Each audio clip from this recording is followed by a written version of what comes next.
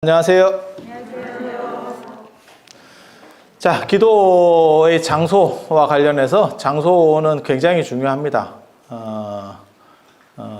제가 늘상 얘기하지만 명필은 붓을 안 가리지만 찌기다시는 다 장비빨입니다.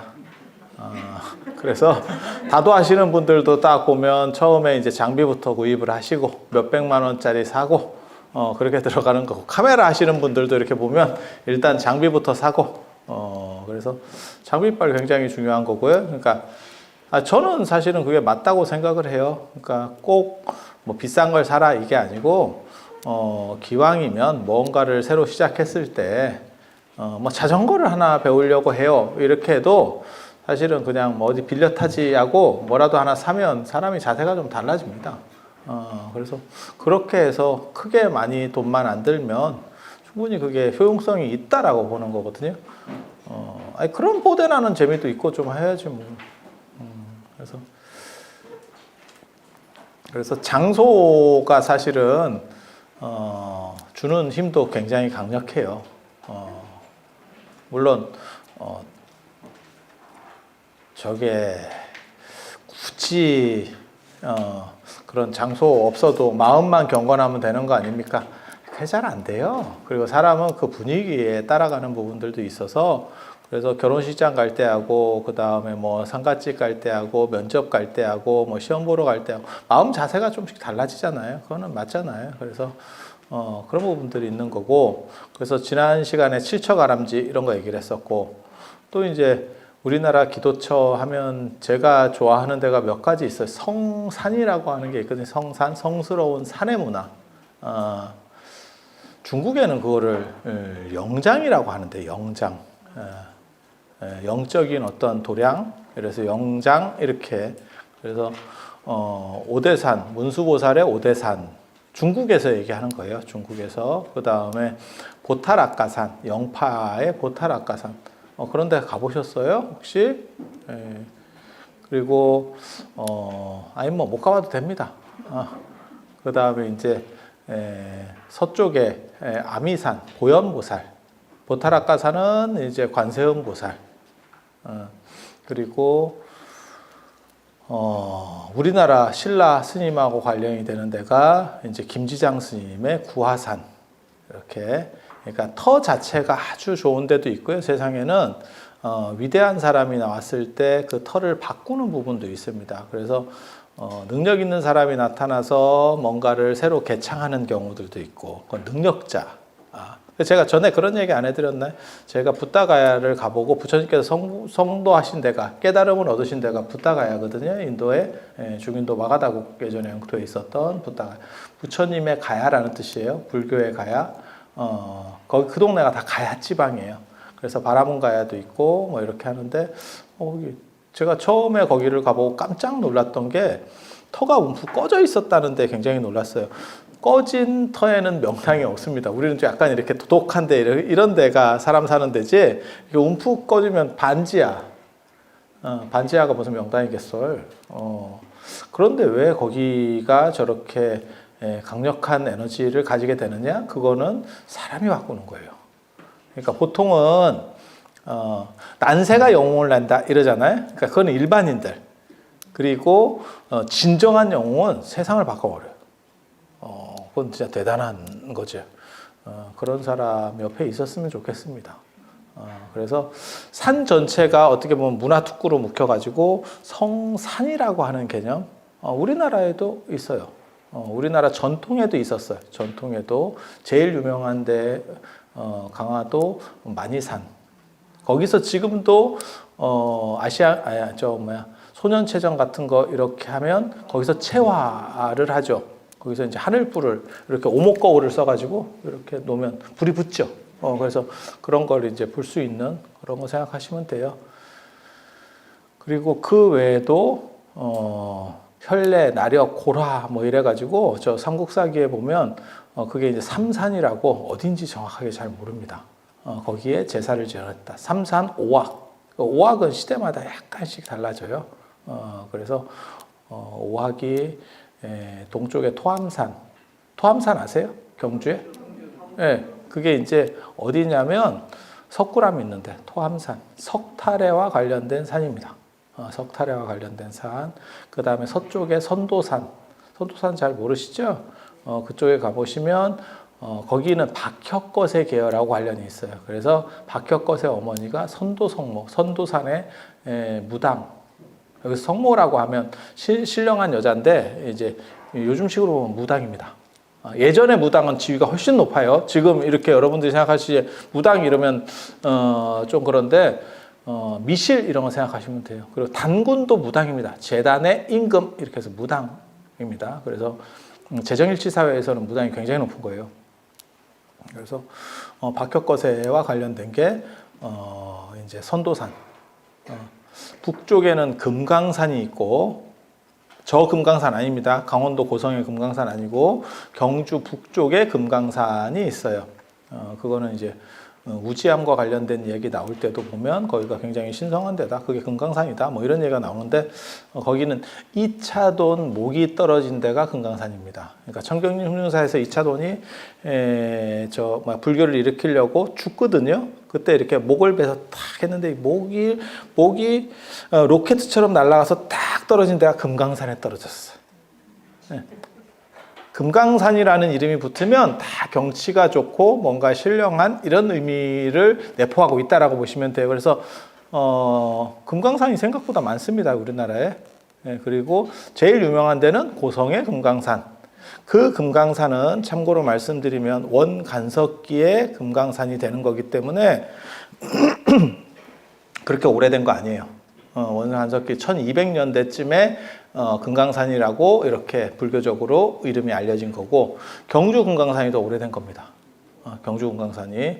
그래서 거기는 이차돈의 추모사찰인 백률사가 있었습니다. 원래 이름은 자추사라고 하는 절이었고 그래서 금강산을 불교 쪽이 좀 먹었던 것 같은 이런 뉘앙스가 있는데 정확하게 그쪽에 많은 그러니까 거기는 어떻게 보면 영험한 산이라는 생각은 했지만 실제로 절이 그렇게 많았던 것 같지는 않아요. 그리고 그 앞에 보면 그 백률사 앞에 보면 진짜 영험한 바위가 있지. 제가 보기에는 경주에서 영험한 바위라고 꼽으면 몇 개를 꼽을 수 있는데 경주 남산 탑골 바위도 굉장히 유명한데 여기 굴불사 그 바위도 굉장히 제가 보기엔 영험합니다. 거기에는 큰 공깃돌 같이 아니면 어떻게 보면 큐브 같은 생긴 그런 바위거든요. 그게 동떨어져서 그냥 있어요. 그래서 그 삼국유사에 보면 뭐라고 나오냐면 임금이 백률사 쪽으로 행차를 하는데 땅 속에서 연불 소리가 났대. 땅 속에서 연불 소리가 막 들려요. 이명인가 싶은. 그래서 저기를 파봐라 이랬더니 팠더니 사면에 부처님을 새긴 바위가 그 안에서 나온 거예요. 딱 이렇게. 그게 굴불사 바위입니다. 굴불사 바위. 예. 그래서 굉장히 유명한. 그리고 또 하나를 꼽으라 하면 칠불암, 남산의 칠불암 바위. 거기도 사면석불입니다. 그러니까 아주 대단한 바위에는 그 바위가 최고급이 높으면 다 빼곡하게 불상을 새겨버린다니까.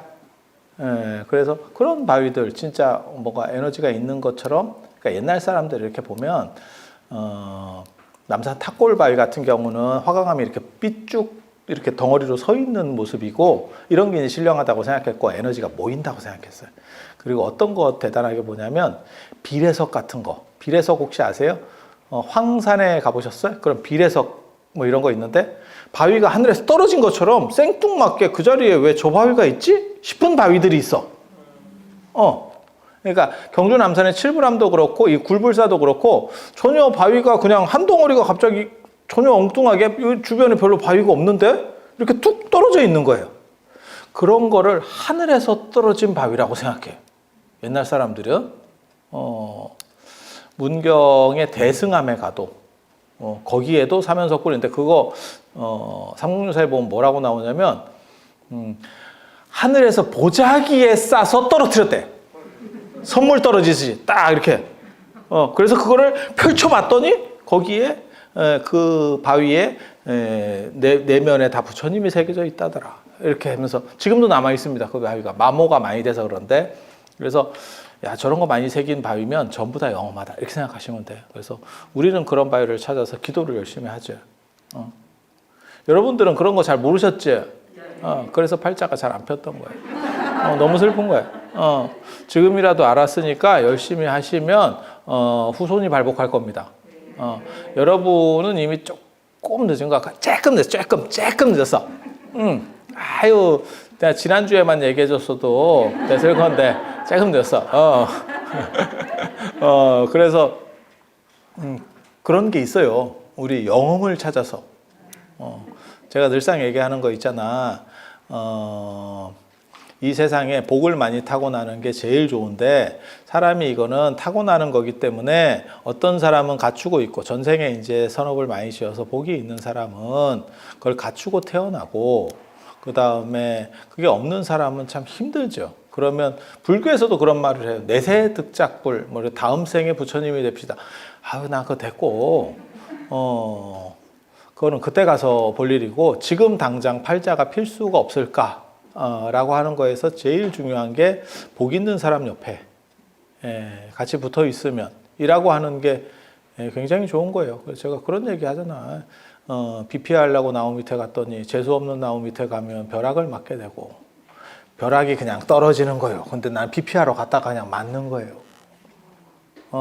그리고 등나무도 그렇게 구불구불하는 이렇게 등나무도 대나무 밭에 있게 되면 천기로 올라가고 쉽게 말해서 쭉 곧게 올라갈 수 있고 등나무는 감아서 올라가니까. 그러니까 옆에 누가 있느냐 굉장히 중요한 거예요. 그 사마천의 사기에도 나온다니까. 천리만 엉덩이에 붙은 벼룩은 천리를 간다. 식사하는 중간에 천리를 갔습니다.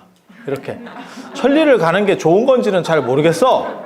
왜? 그렇게 천리를 가면 갑자기 여행한 건 좋은데 여기서 살아야 되나? 이게 벼룩이 또 이제 그 생각을 할 수 있거든. 이게 내가 살던 데인가? 뭐 이런 생각을 할 수도 있죠. 그래서 이제 환경이라고 하는 게 얼마만큼의 결정성을 주느냐, 그건 굉장히 중요하다고 생각을 해요. 그래서 부잣집 애들하고 가난한 집 애들의 차이점 중에 하나가 뭐냐면, 부잣집 자식들은 자기가 크게 받은 것도 없는데 왜 세상이 힘들다 하는지 모르겠네. 그러니까 부모가 특별히 안 해줘도 주변 환경이 훨씬 좋은 거예요. 그래서 그런 거 있잖아. 만약 예를 들어서 우리 친척들이나 뭐 부모님이나 이런 분들이 되게 유업이 많고 뭐 이래. 그러면 내가 새로 사업을 하잖아요. 그럼 물류를 주는 거죠. 오다를 주죠. 그러면 그 몇 바퀴만 돌면 나는 사업이 안정이 되는 거야. 근데 맨바닥에 시작하는 사람은 그게 안 되잖아요. 그래서 가난한 사람이 계속 가난할 수밖에 없는 이유 중에 하나가 그거잖아요. 뭐 집 같은 것도 마찬가지죠. 똑같이 월급을 받아도 월급을 만약에 300씩 똑같이 받는다고 가정하더라도 한 사람은 부모가 집을 사줬고 한 사람은 자기가 월세 속에 살아야 되면 이게 감당이 안 되는 거죠. 그래서 부자들의 착각 중에 하나가 뭐냐면 꼭 내가 특별히 물려받은 게 없어 라고 말하는 사람도 실제로는 그 배경을 가지고 뛰어들어가는 거죠. 그러니까 강남에서 교육을 받았으면 더 양질의 교육을 자기는 받았던 거예요. 어디 시골에서 어디 낙도에서 받은 것보다 훨씬 더 양질의 교육을 자기가 조건을 받은 거죠. 근데 나는 그냥 학교를 다녔지 내가 부모님한테 크게 돈 받은 것도 없는데 그 말은 맞지. 하지만 너는 이미 혜택을 받았지. 그래서 주변 배석이 어떠냐라고 하는 게 굉장히 중요해요. 사실은 주변에 누구누구가 있느냐. 그리고 그게 복이 있는 사람은 이 사람이 딱 치고 나갈 시점에 그런 사람들이 연결이 되는 거예요. 그리고 복이 없는 사람은, 그래서 그런 거 있는데, 이런 얘기를 하기는 조금 그렇긴 한데, 이건 뭐 유튜브니까, 대운이 들었어. 예를 들어서. 근데 모든 사람이 지금같이 오래 살면 대운이 한 번씩은 들어온다? 근데 이제 팔자가 안 좋은 사람은 70의 대운이 들어. 어쩌라고? 김용권 씨, 뭐 아들 낳듯이 뭐 이렇게 되나? 이게 대운인가? 뭐 이런 거? 누구를 비하하려고 하는 건 아니고요. 그때 그 사건 났을 때 많은 사람들이 부러워했다는 뭐 그런 거 있었잖아요. 그냥 하는 얘기예요. 그냥 웃자고 하는 얘기입니다. 그리고 어떤 사람은 20대, 30대의 대운이 들어. 그럼 상황이 다르죠. 10대 대운이 들면 공부를 잘할 수 있는 거고. 근데 예를 들어서 0살부터 10살까지가 대운이야. 엄마 전 많이 빨고 우량아 되겠다. 대운 들어서 쭉쭉 빨궜네. 끝이야 이게. 그러니까 이게 필요할 때 걸려야 돼요. 그러니까 여러분 세대 같으면 사실은 10대 때 대운이 들면 그게 이제 잘 해가지고 결국 좋은 결과를 내서 예를 들어 취직도 할 수 있고 결혼도 할 수 있었던 세대고, 지금은 사실 그때보다도 어떻게 보면 30대가 좀 늦춰졌잖아요. 지금 세대 자체가 좀 늦춰졌잖아요.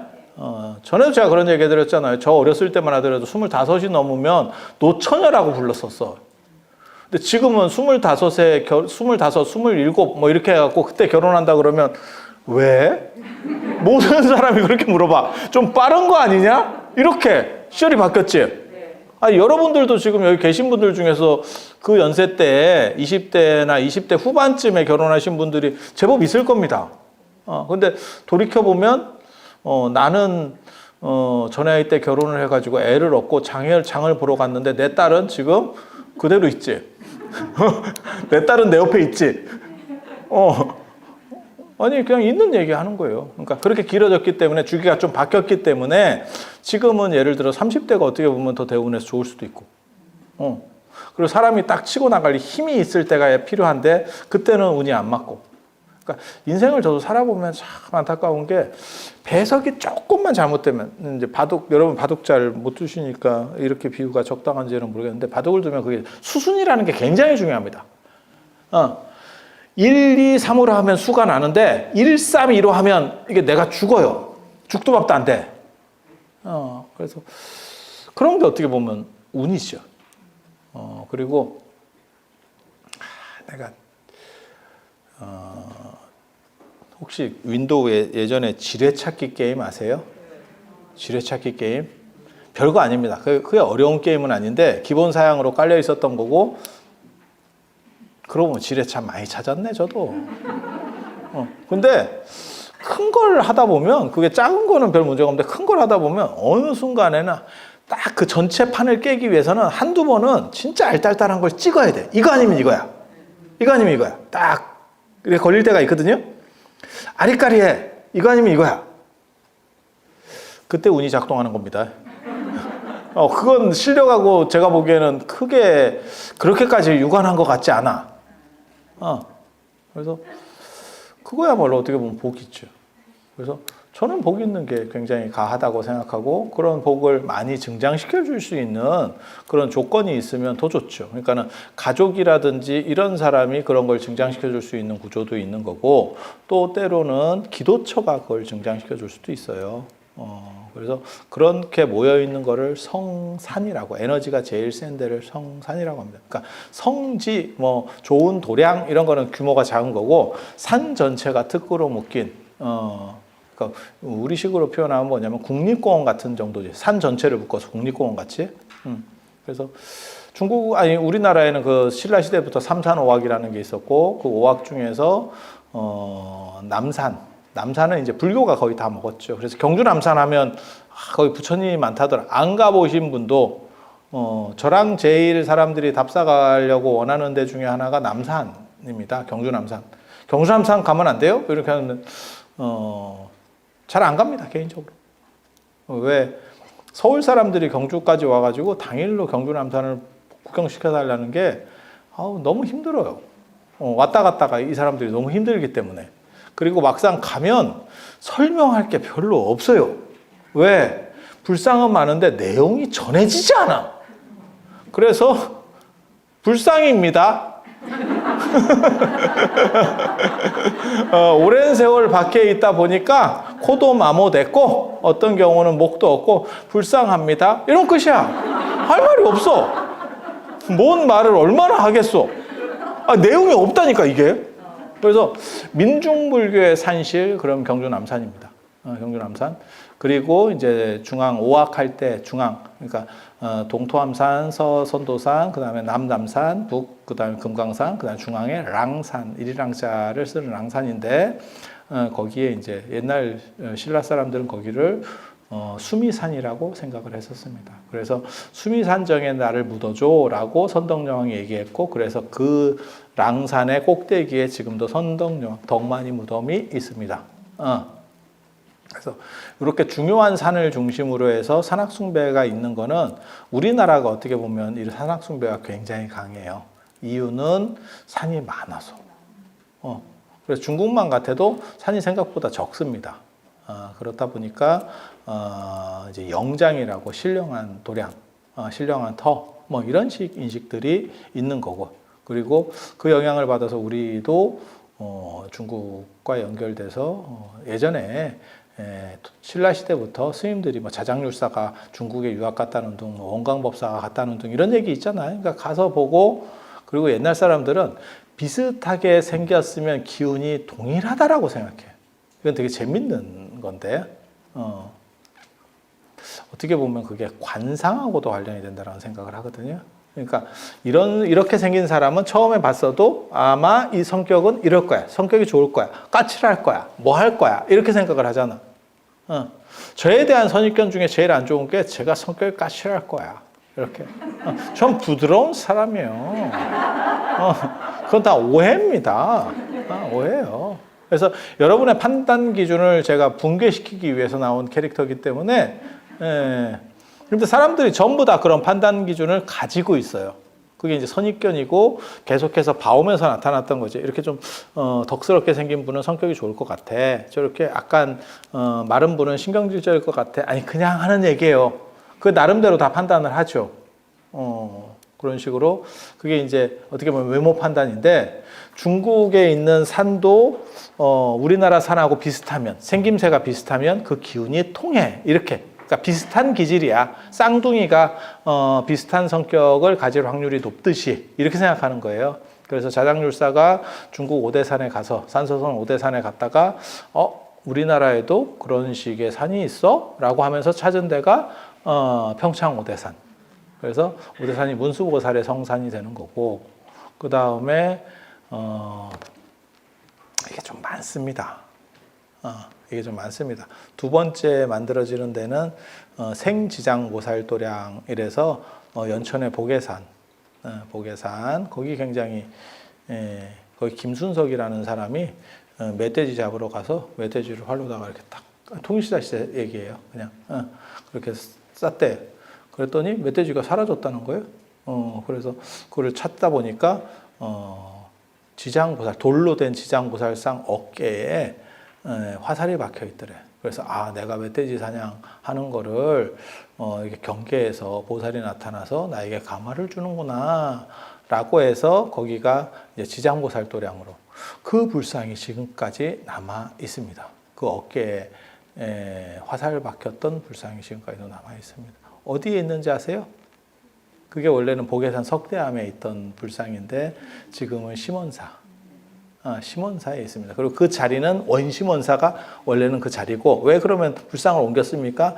38선으로 갈리면서 우리가 이제 거의 좀 위험하잖아요. 지금은 그나마 많이 이제 민간인 통제가 좀 풀어진 거고, 예전에는 못 들어가는 쪽이었었기 때문에 그 불상을 옮겼죠. 그래서 심원사, 그 지장보살 이렇게 보시면 좀 영험해 보이죠. 뭔가가 있어 보여. 그래서 제가 어깨에 그거 화살 맞은 거 아직도 남아있나? 그래서 눈으로 그냥 막 또 치 뜨고 봤지. 구멍 있나? 구멍 있나? 어떨 것 같아? 응? 보셨어요? 가서? 근데 없는지 어찌 알아? 아니, 근데 상처는 있어요. 근데 이제 박혔으면 구멍이 나야 될 거 아니야? 근데 구멍은 없더라고요. 왠지 알아요?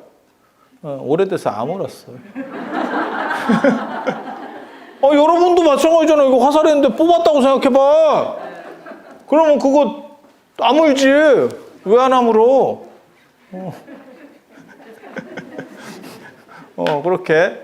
그렇게 해서 연천 보계산이 또 하나의 성산이고, 그리고 우리나라에서 또 성산이 되는 데는 저 장흥에 보림사 있는 청관산, 그 청관사라고 하는, 지금도 절이 있어요. 청관사, 그 천관보살입니다. 천관보살, 천관보살 처음 들어봤죠? 저도 잘 모릅니다. 중국 절강성 쪽에 보계산이 있고 그쪽 신앙이 넘어온 거고, 그렇게 이식시켰던 사람의 주체를 누구로 판단하냐면 추정하는 거예요. 지금 정확하지는 않고 장보고 세력이었을 거다라는 정도를 추정해 보고 있습니다. 그래서 장보고가 힘이 강력했을 때, 장보고가 궁복이잖아. 궁복. 이름이 궁복. 좀 약간 떨어지는, 신문적으로 떨어진다는 거예요. 그런데 세력이 굉장히 강력해지니까 나중에는 왕실과 사돈 맺고 이제 막 치고 들어가려고 했었죠. 한마디로 얘기해서. 그러다가 이제 결국 암살당하고, 염장인가? 염장이 염장질러. 그렇게 해서 죽잖아요. 몰라요? 그렇다 치고. 몰라도 돼요. 이런 거 중요하지 않아요. 그래서 자기식의 세계관을 만드는 과정에서 이제 자기가 무역하던 중국 쪽에 있는 신앙을 이식시켜 온 거 아닌가라는 정도 판단을 합니다. 그래서 지금은 그쪽이 이제 좀 어떻게 보면 몰락했죠. 그래서 사람들이 잘 모릅니다. 장흥하면 보림사가 떠오르지 장흥의 청관사 잘 안 떠오릅니다. 그래서 그 있고, 그 다음에 원간석기에 만들어진 금강산 유명하죠. 그 법기보살. 법기보살 단무갈보살이라고 합니다. 전 세계에 유일하게 있는 보살 신앙이에요. 우리나라에만 있습니다. 그러니까 우리나라가 원조입니다. 관세음 보살 신앙이 있잖아요. 그거 남인도가 원조입니다. 그쪽이 원조고, 그 다음에 중국의 보타라카산이 그게 이제 지점을 낸 거고, 그 지점의 지점이 우리나라 저 낙산사 홍련암 이런 데가 지점의 지점이에요. 기분 나쁘고 그냥 지점도 아니고 두 단계 하나 꺾어가지고 이렇게 지점을 낸 거고, 이 금강산 법기보살 도량은 우리가 원조입니다. 우리가 원조입니다. 중국이 원조인 경우도 있습니다. 중국이 원조인 경우가 어떤 경우가 있냐면은 중국 오대산, 산서성 오대산의 문수보살 도량이 중국이 원조입니다. 거기는 중국이 본점입니다. 인도 건데 왜 중국이 본점일까요? 그거는 화엄경에 보살 주처품이라고 하는, 보살들이 어디에 살고 있어요 라고 하는 보살의 도로명 주소가 나오는 데가 있습니다. 거기 보면 인도에서 동북쪽으로 문수보살이 사시는 청량산이 있다라는 이야기가 있어요. 그래서 인도에서 동북쪽이면 중국이 될 수 있겠네. 옛날 중국 사람이 그렇게 생각했다고요. 인도에서 동북쪽이라 하니까. 그래서 중국 사람들이 그 오대산을 청량산으로 해서 문수보살 신앙을 만들게 되는 거고. 그런데 그 보살 주처품에 보면 동북쪽 바다 안에 섬이 있는데 거기에 금강산이 있다고 나와요. 그래서 고성의 금강산을 우리가 주장을 하는 거거든요. 굉장히 재밌어요. 근데 문제는 우리가 섬이냐? 라고 하는 부분이죠. 우리는 섬이 아니고 반도거든요. 반도가 뭔 뜻인지 아세요? 반만섬. 섬 비슷한데 섬은 아니고 대륙이냐? 아니, 대륙하고 조금 다르고, 그래서 반만섬이라 해서 반도예요. 반도예요. 근데 민지라고 하는 사람이 쓴 금강산 유점사 사적기를 보면 우리가 마치 섬과 비슷하다라고 해서, 그러면서 그렇게 해서 문수보살이 인도에서부터 불상을 만들어서 택배로 보냅니다. 택배로 국제 특송으로 보내거든요. 직구로. 그렇게 해서 그게 고성 금강산으로 들어와요. 그래서 그렇게 해서 53불이 들어와서 나오는 게 유점사입니다. 느릅나무절 유점사. 아니, 재밌는 얘기. 그냥 그래를 하고 들으셔요. 그래서 제가 사실 그런 걸로 다 논문을 썼었던 사람이라서 정확하게 압니다. 정확하게 압니다. 그래서 금강산이 이제 막 그렇게 시작됐다라는 썰이 있고, 실제로 금강산이 유명해진 거는 나중에 진표율살 때 한번 뜨고 신라 하대 때 약간 떴다가 가라앉았다가 지금과 같은 금강산의 위상을 가지는 거는 원간석기 초기에 정착이 되는 거예요. 정착이 되는 거예요. 그래서 법기보살 신앙은 우리나라가 종주국입니다. 종주국. 이게 되게 재밌어요. 되게 재밌어. 뭐가 있냐면 당나라가 한때 세계 최강국이었거든요. 수나라 당나라 때부터 로마를 앞지르면서 동아시아가 전 세계 최강이 됩니다. 그게 당나라. 당나라가 당시에 진짜 최강이었었어요. 근데 당나라 세계권에서 가장 동쪽에 성지를 개설할 필요가 있겠다라는 생각들이 있다는 거예요. 그러니까 우리를 막아줄 수 있는 어떻게 보면 성스러운 땅을 하나 정도 만들었으면 좋겠다. 그래서 우리식으로 말하면 지금 현대식으로 말하면 정동진 되겠습니다. 정동진 그거 해돋이의 명소 정동진 갑자기 떴거든. 동쪽 끝 이래가지고 그래서 그런 식으로 성지를 하나 뒀으면 좋겠다. 그 시기에 만들어지는 게 자장률사에서 평창오대산입니다. 평창오대산. 그리고 원나라 제국이 되면 또 원나라 제국에서 그 요구가 또 한 번 나오는 거야. 동쪽에 뭔가 하나 정도 있어야 되는 거 아니요? 라는 시대적 요구가 나오기 시작한다는 거예요. 그때 그거를 날름 그 버프를 주워 먹어서 금강산이 만들어지는 겁니다. 그래서 세계제국에서의 동서의 어떻게 보면 뭐 확립 이런 개념들이 존재했었고, 동쪽을 왜 더 신성시 여기냐면 동쪽은 해가 뜨는 데이기 때문에 생명의 기운이 어떻게 보면 시작되는 데다 이런 생각이 있어서 동쪽을 원래 좋아해요. 그리고 서쪽은 해가 지는 데라서 사요나라 한다 이렇게 생각해요. 사람 죽는다. 그래서 서쪽에 대한 숭배는 상대적으로 별로 없습니다. 그리고 동쪽을 다 태양, 벼락 이런 거는 옛날에 엄청나게 다 중요한 신앙 대상이에요. 일단 이게 얘네들이 세 보이거든. 그래서 그런 정도 이해를 하시면 되고, 그래서 오늘날 금강산 못 갑니다. 아시다시피 뭐 갈 수 있는 금강산 어디냐면 금강산 갈 수 있는 데 있잖아요. 건봉사. 건봉사. 제가 개인적으로 굉장히 좋아하는 건봉사. 거기가 강원도 삼본사 중에 하나였었고, 그 다음에 금강산 화암사. 화암사. 화엄사 아니고요. 화암사. 화암사. 그 두 군데 절 있습니다. 그러니까 금강산 가보고 싶으시면 그쪽으로도 충분히 갈 수 있어요. 아산 현대 안 통하고도 금강산을 갈 수 있습니다. 그래서 그렇게 가시면 되고요. 그리고 지금 보계산도 가실 수 있고, 그 다음에 평창 월정사 오대산 오실 수 있고, 오대산에는 월정사하고 상원사가 있고, 그리고 월정사가 천하명당이에요. 그래서 삼국유사에 나오는 터 자체가 명당이다라고 하는데 유일하게 나오는 데가 월정사. 그래서 그 에너지 쭉쭉 빨면 아주 좋죠. 그래서 그 기운을 너무 빨았어 최근에. 지금은 요즘 신도가 별로 없더라고. 근데 일제강점기에 일제강점기 불교를 주도했던 게 월정사예요. 그래서 종정의 하남 스님, 총무원장의 이종욱 스님, 다 월정사입니다. 그래서 그냥 두 분이 다 월정사 스님이 다 계속하는 뭐 이런 굉장히 재밌는 일입니다. 그리고 그때 너무 기운을 써서 지금 약간 쉬고 있습니다. 축기하고 있어요. 기운을 이제 이렇게 약간 이렇게 보충하고 있습니다. 그렇게 보충해서 나온 게 아니야. 이렇게 받으면 굉장히 사람이 비윤리적으로 보이기 때문에 그냥 웃는 걸로 끝내는 걸로. 그래서 터 자체가, 그래서 제가 월정사 처음 딱 갔을 때, 제가 15년 됐는데 딱 갔을 때 월정이라고 달의 정기라는 뜻이거든요. 근데 사람들이 모르더라고. 전 뭔 뜻인지. 그거는 명당이라는 뜻입니다.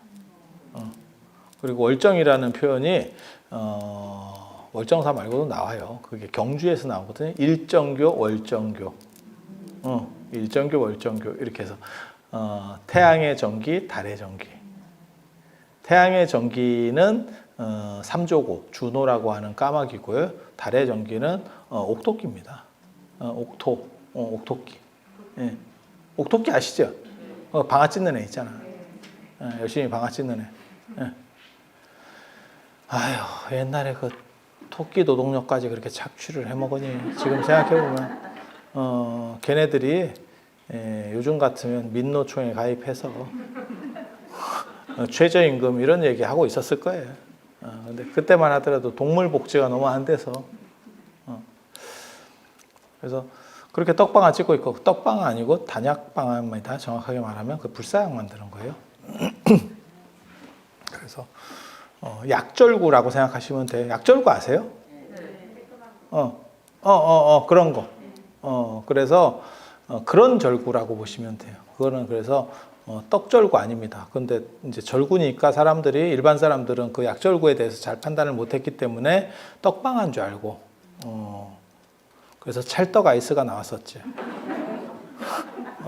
열심히 도끼가 찧어가지고 찰떡 아이스, 찰떡 속에 아이스크림 넣었더니 기가 막혀 이러면서 팔아먹었지. 그리고 태양의 전기보다 달의 전기라는 뜻이 속의 양이거든요. 그러니까 음기 안에 양기가 있으면 그 양기가 흐트러지지 않아요. 흐트러지지 않아요. 그래서 거기가 더 명당이 되는 거예요. 그래서 경주에서도 일정교, 월정교 중에서 월정교가 더 큰 달입니다.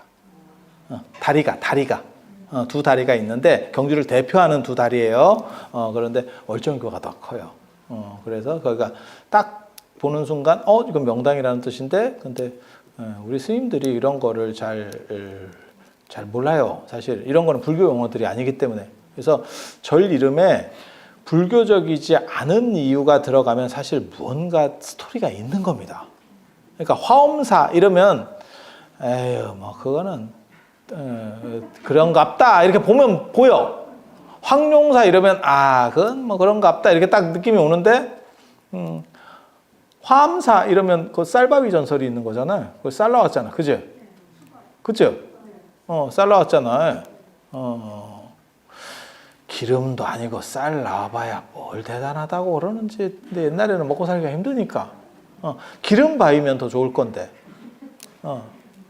기름바위 나오면 대단하지. 얼마 뒤에 만수로 온다던데.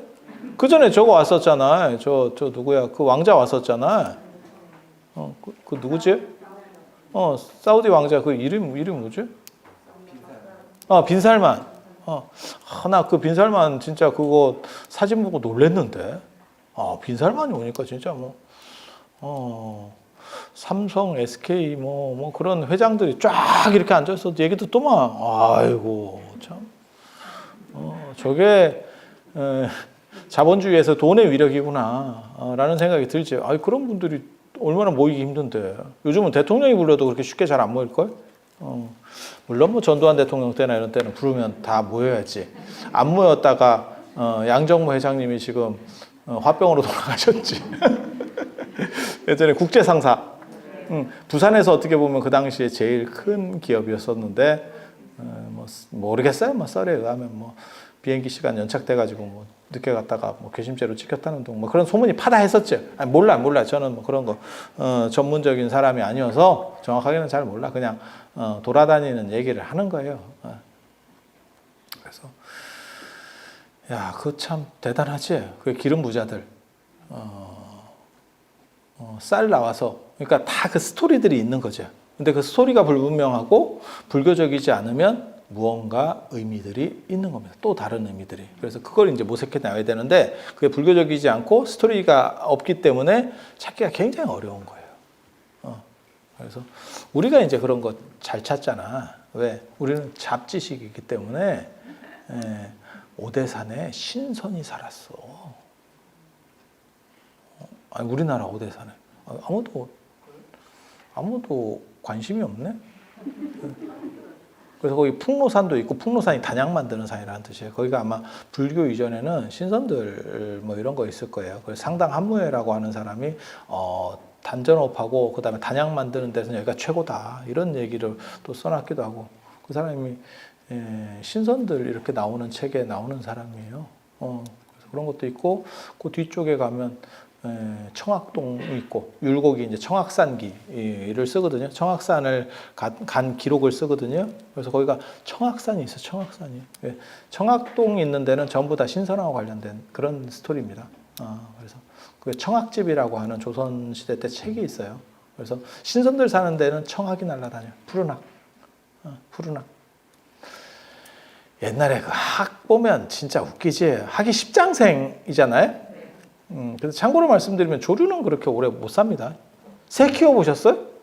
새는 번식 속도가 상대적으로 번식 주기가 굉장히 빨라요. 그 얘기는 오래 못 산다는 뜻이에요. 그러니까 인간이 오래 사는 이유 중에 하나가 뭐냐면 임시 주기가 굉장히 길지. 한 10달 이렇게 있다라고 하는 거, 그 다음에 성장시키는 것도 되게 느리죠. 그러니까 일반적인 동물은 태어나서 한 30분 안쪽에서 지가 뛰어댕길 수 있는 상황이 되는데 인간은 뭐 하세월이지.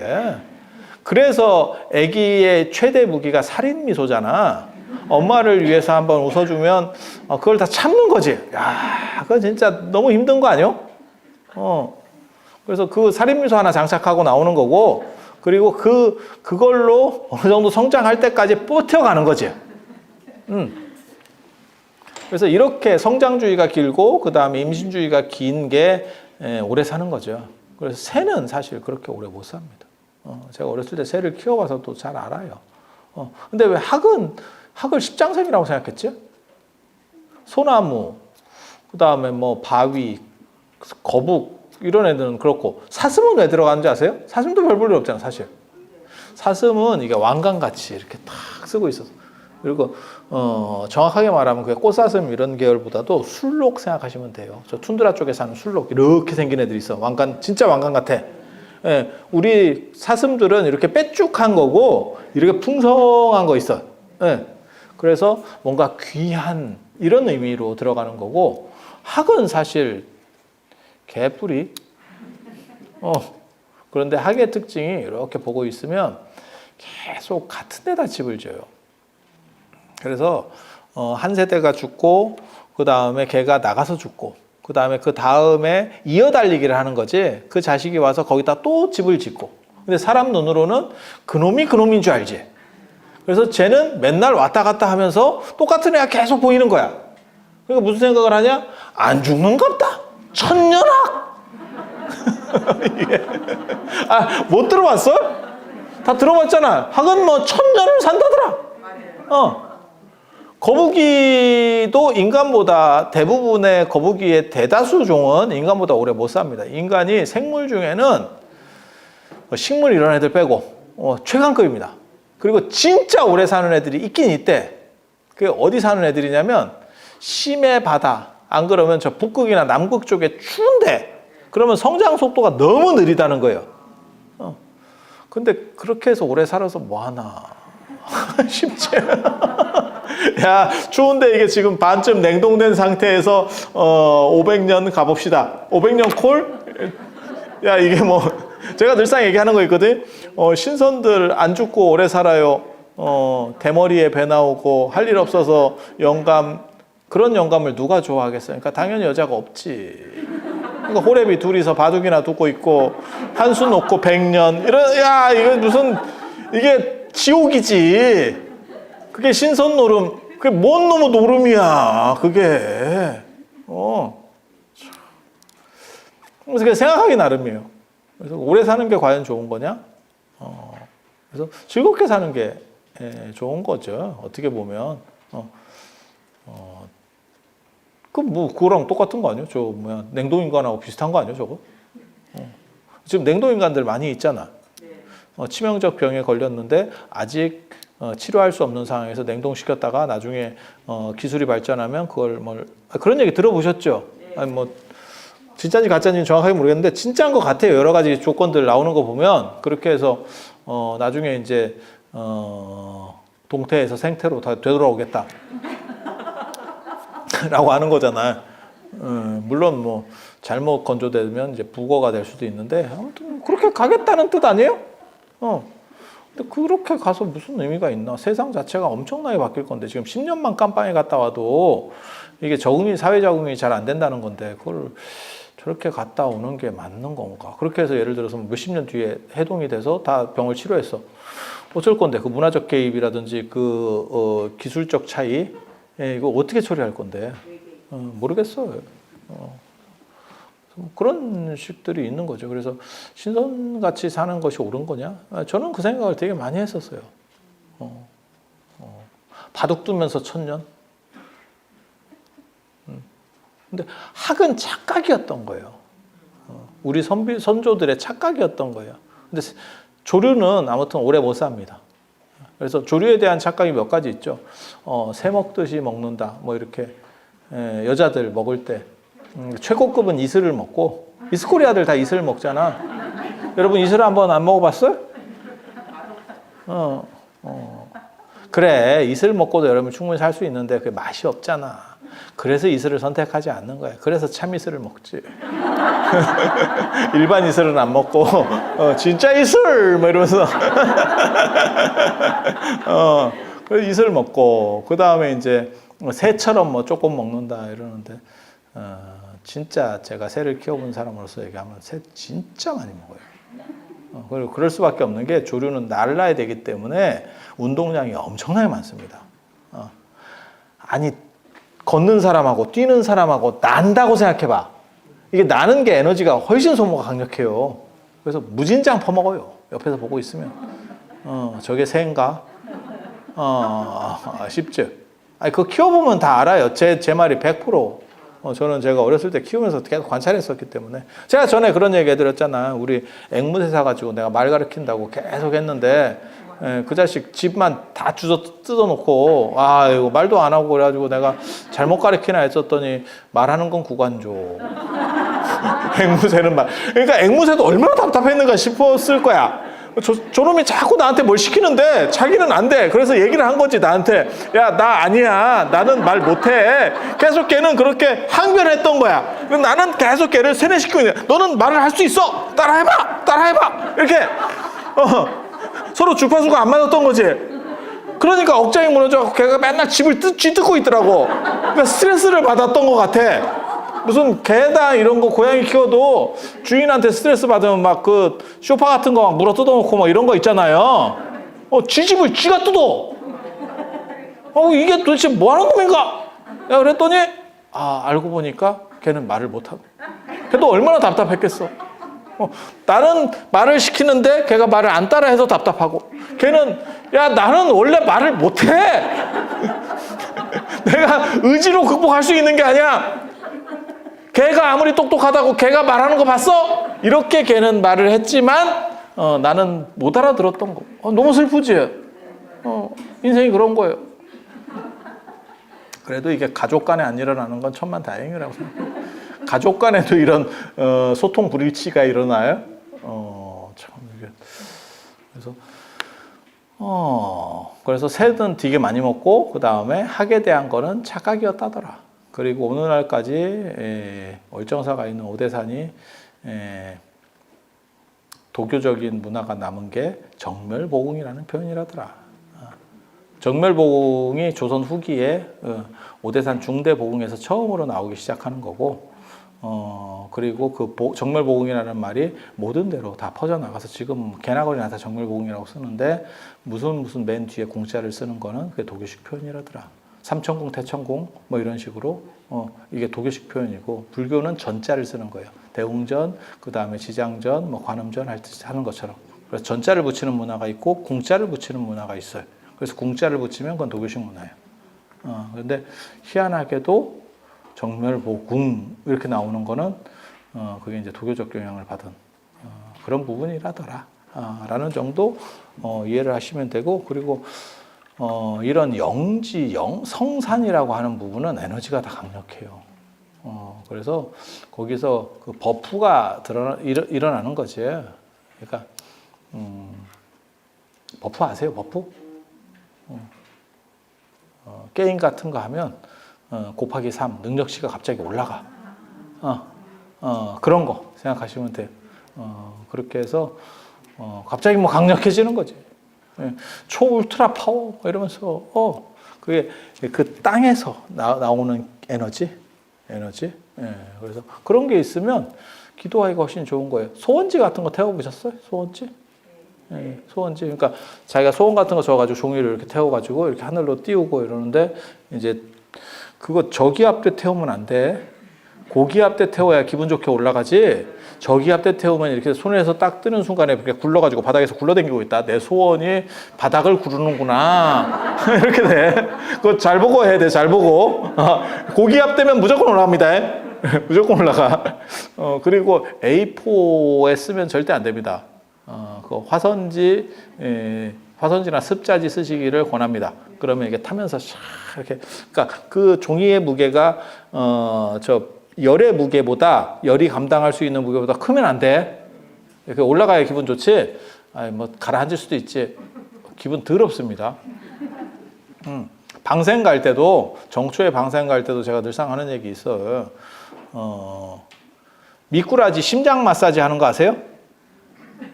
미꾸라지 심장 마사지? 정초에 정월 대보름 안에 방생 가는 절들이 많이 있거든요. 거기서 이제 핵심 중에 하나가 미꾸라지를 이렇게 데리고 가잖아요. 그런데 차를 타고 미꾸라지가 가면 버스 밑에서 이렇게 있잖아요. 그럼 거기는 좀 따뜻하거든 하고 지들끼리 이렇게 짤래짤래 하면서 놀아요. 이게 지들끼리 야 우리 어디 가는가 봐? 뭐 이러면서 딱 이렇게 뻐꾸기도 날리고 이렇게 해서 부비부비를 한다고. 그 안에서 파란 통, 빨간 통 안에서 부비부비를 해. 예. 그것까지는 좋은데, 예, 갑자기 얘를 이렇게 팍 풀어버리잖아? 얼어가지고 애가 이게 심장마비 일으켜요. 그래서 애가 이렇게 둥둥 떠 있어. 이렇게. 그나마 좀 떠 있다가 가면 다행인데, 뜬 상태로 계속 하잖아? 풀어주는 사람이 기분이 더럽습니다. 그래서 심장 마사지를, 우리도 이렇게 찬물에 들어갈 때는 이렇게 심장에다가 물 먼저 이렇게 해라. 그런 거 있잖아요. 그리고 기본 체조 같은 거 좀 하고 들어가라. 이런 얘기 늘상 배웠었잖아요. 어렸을 때부터. 잘못하면 훅 가니까. 그래서 이제 바가지로 퍼서 그 계곡물을 퍼서 이렇게 해서 이렇게 온도를 좀 이렇게 애가 충격을 덜 받게 심장 마사지를 하고 풀어주는 거예요. 아니 그렇게 하는 거라니까. 안 그러면 훅 가지. 그렇게 해서 방생하러 왔는데 내 미꾸라지는 갑자기 배영을 하면서 애가 가만히 있어요. 이러면 야 이게 지금 공덕을 쌓으러 왔는지 살색을 하러 왔는지 이게 참 애매하지. 애매해. 그래서 그런 거 있어요. 그런 거 있어요. 그래서 터가 좋으면 적은 노력을 가지고도 마치 고기압에 소원지 띄우듯이, 그래서 에너지들이 쭉쭉 빨리 올라가기 때문에 소원이 이루어지기가 쉬운 구조가 되는 거고, 물론 뭐 아주 강력하면 그런 건 필요가 없어요. 그러니까 운을 넘어설 수 있는 게 아주 강력한 실력이 있으면 운을 넘어설 수도 있어요. 그렇지만 대부분은 그 정도의 강력한 힘이 사람이 없어요. 사람의 능력치라고 하는 건 비슷한 거거든. 그래서 맹자에 제가 재밌어하는 구절이 있어요. 신발 만드는 사람이 사람 발을 전체 발 사이즈를 아는 건 아니다. 하지만 발을 삼태기처럼 크게 이렇게 막 40cm, 50cm짜리 신발을 만들지는 않는다. 왜냐하면 팔아먹을 생각이 있으면 어느 정도를 만드냐면 230에서 275 정도 사이를 만들어야 돼. 아니, 맞잖아요. 아니, 그렇지 않아? 여러분 300이야? 그래서 그런 정도, 그래서 그런 기준점이라고 하는 게 있는 거고, 그래서 거기에 걸려 있는 사람들 입장에서는 다 비슷비슷한 거예요. 그러다 보니까 운이 작동할 수 있는 여력이 있는 거지.